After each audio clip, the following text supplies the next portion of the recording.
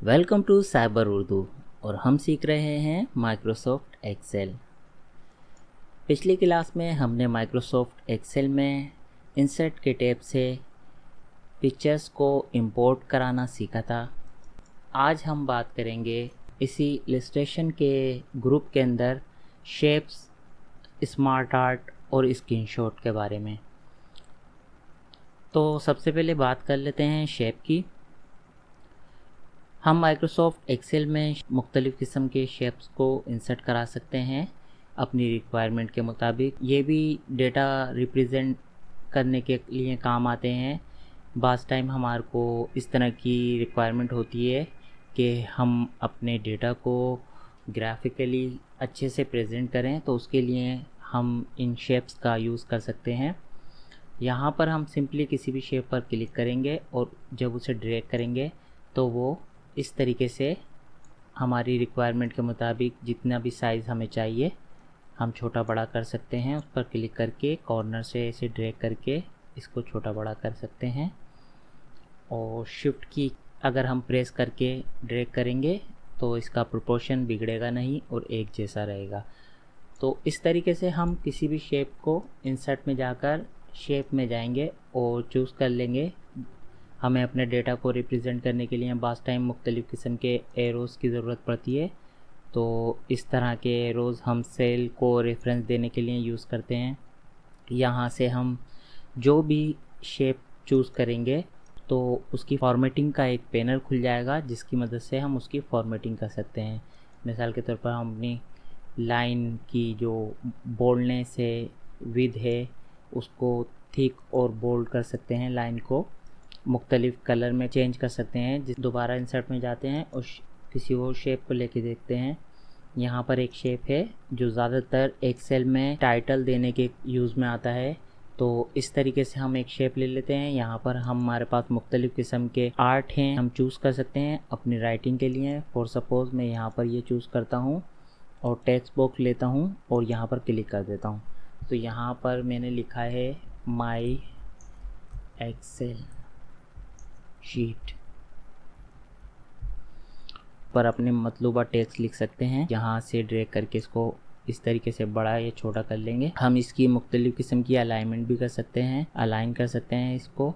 और यहाँ से हम इसे bring to forward, bring to back, send to back कर सकते हैं। शेप को भी एडिट कर सकते हैं कि अगर हमें ये शेप पसंद नहीं आ रहा है और हम कोई दूसरा शेप लेना चाह रहे हैं तो हम यहाँ से इस शेप को इस तरीके से एडिट कर सकते हैं। शेप को हम मुख्तलिफ इफ़ेक्ट्स भी दे सकते हैं, जैसे कि ये के गिर्द आउटलाइन अगर हमें क्रिएट करनी है तो हम आउटलाइन भी दे सकते हैं। शेप का फिल भी चेंज कर सकते हैं। यहाँ से हम जितनी भी मुख्तलिफ़ किस्म की मॉडिफिकेशन हैं शेप को लेकर वो हम तमाम कर सकते हैं। इंसर्ट में जाते हैं दोबारा और अब बात कर लेते हैं स्मार्ट आर्ट की। स्मार्ट आर्ट क्या होता है, मैं यहाँ से इस सब को डिलीट कर देता हूँ और अब हम यहाँ पर लेते हैं कि स्मार्ट आर्ट। स्मार्ट आर्ट ज़्यादातर हमारे डेटा को रिप्रेजेंट करने के काम में आता है। हम इसके ऊपर अपने डेटा की हेडिंग्स या टाइटल्स वगैरह शो कराते हैं को हमारे डेटा को रिप्रेजेंट करना होता है। मिसाल के तौर पे यहाँ पर लिस्ट का एक ऑप्शन है और मुख्तलिफ़ किस्म की लिस्ट आ रही हैं। हम इनमें से कोई भी लिस्ट अपने डेटा को रिप्रेजेंट कराने के लिए चूज़ कर सकते हैं। फॉर सपोज़ मैं यहाँ पर ये वाली लिस्ट चूज़ करता हूँ तो इस तरीके का एक स्मार्ट आर्ट हमारे पास आ जाता है। इस स्मार्ट आर्ट को हम मूव करा सकते हैं कहीं भी और इसमें टेक्स्ट को हम एंटर कर सकते हैं। मिसाल के तौर पे यहाँ पर मैं लिख देता हूँ कि शीट 1 है और यहाँ पर मैं लिख देता हूँ शीट 2 है और यहाँ पर मैं लिख देता हूँ शीट 3। तो इस तरीके से हम अपनी शीट्स के बारे में बता सकते हैं कि हमारी बुक में जो 3 शीट्स हैं वो किस किस चीज़ के बारे में है। यहाँ पर अगर हम क्लिक करके राइट क्लिक करेंगे और एडिट टेक्स्ट पे क्लिक कर देंगे तो यहाँ पर भी हम टेक्स्ट लिख सकते हैं। यहाँ पर हम बताते हैं कि हमारी शीट 1 में हमने इंट्रो दिया है, इंट्रोडक्शन है। और यहाँ पर हम राइट क्लिक करते हैं और एडिट टेक्स्ट में जाते हैं और यहाँ हम बताते हैं कि यहाँ पर है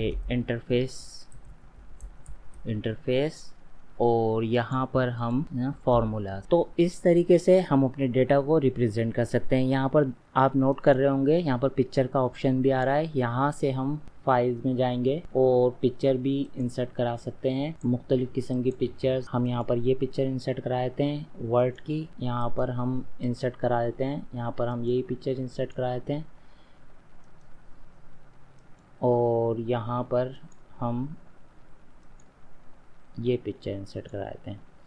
तो इस तरीके से इंसर्ट में जाके हम स्मार्ट आर्ट लेकर मुख्तलिफ किस्म के आर्ट क्रिएट कर सकते हैं। इससे हमारी शीट ना सिर्फ खूबसूरत दिखाई देगी बल्कि हमारे डेटा को रिप्रेजेंट करने में बहुत मदद मिलेगी, हमारा वर्क प्रोफेशनल अंदाज में दिखाई देगा। मैं एक और आर्ट लेके आपको एक और दफ़ा दिखा देता हूँ कि अगर किसी डेटा का वो रिप्रेजेंट करना हो कि हमारा डेटा किस तरीके से है, डायग्राम वगैरह जो होते हैं उस तरीके से अगर हमें कोई चीज़ रिप्रेजेंट करनी हो तो हम यहाँ पर सर्किल में ये मुख्तलिफ़ किस्म के डायग्राम्स शो कर रहे हैं जो परसेंटेज शो करते हैं। ये असल में पाई चार्ट की तरह हैं, लेकिन हम इनमें मैन्युअली रिप्रेजेंट करने के लिए चीज़ें डाल सकते हैं। इसमें हम चेंज कलर देख लेते हैं कि हम यहाँ पर मुख्तलिफ इसकी एडिटिंग समझ लेते हैं कि हम इसकी कलर भी चेंज कर सकते हैं, इसका लेआउट भी चेंज कर सकते हैं। इसको 3D में कन्वर्ट कर दिया इसने और इसके अंदर भी हम टेक्स्ट लिख सकते हैं जैसे कि आपको दिखाई दे रहा है। फॉर्मेट में जाते हैं तो मुख्तलिफ़ किस्म के फॉर्मेट हम इसमें दे सकते हैं। अब बात कर लेते हैं इंसर्ट के ऑप्शन में तीसरी चीज़ है स्क्रीनशॉट। स्क्रीनशॉट लेने के लिए हम स्क्रीनशॉट पर क्लिक करेंगे।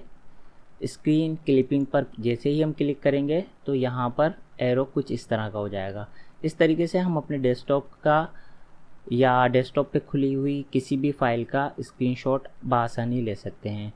हम रिसाइज करके एक्सेल में कहीं भी प्लेस कर सकते हैं। बात आ गई इसकी एडिटिंग की, तो यहाँ पर पिक्चर टूल इनेबल हो चुका है और इसमें तमाम हम वो एडिटिंग कर सकते हैं जो कि हमने पिछली क्लास में सीखी थी। जब हमने एक पिक्चर्स को इंसर्ट कराना सीखा था तो उसके अंदर मैंने तफसील से आपको ये तमाम एडिटिंग समझाई थी।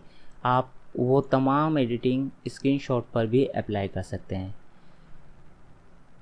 वापस जाते हैं इंसर्ट के टैब में और देखते हैं कि यहाँ पर हमारा ये इलस्ट्रेशंस का जो ग्रुप था वो कंप्लीट हो चुका है। हमने इसे कम्प्लीटली अच्छे से समझ लिया है। इसमें एक चीज़ थी ऑनलाइन पिक्चर। इसमें हम कोई भी पिक्चर्स इंटरनेट के थ्रू ऑनलाइन भी सर्च करके उसे अपनी शीट में इंसर्ट करा सकते हैं। मिसाल के तौर पे मैं यहाँ पर कैट लिख रहा हूँ और एंटर करता हूँ तो यहाँ पर मुझे कैट की बहुत सारी इमेजेस शो हो जाती हैं। मैं किसी भी इमेज को इंसर्ट करा सकता हूँ अपनी शीट के अंदर। ये डाउनलोड होगी और यहाँ पर इंसर्ट हो जाएगी। हम इस पिक्चर की तमाम एडिटिंग कर सकते हैं जिस तरह की एडिटिंग हम एक किसी भी लोकल पिक्चर के साथ करते हैं।